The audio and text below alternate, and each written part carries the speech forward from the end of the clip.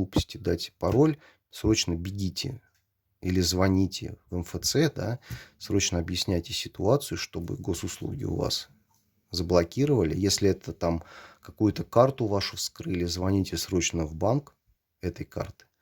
И то же самое, чтобы ее блокировали, или блокируйте сами, если у вас остался, конечно, доступ от мобильного какого-то банка. Вот. Ну, а потом с вот этим вот лицом, скажем так, да, можно этого товарища найти будет.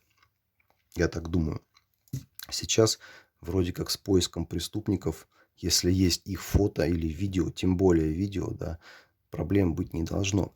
А вообще, знаете, вот эта вот вся сейчас лабуда с новыми технологиями, да, всякие нейросети, это же все получается, я слышал, есть такая фишка даже, что ваш голос, ваш голос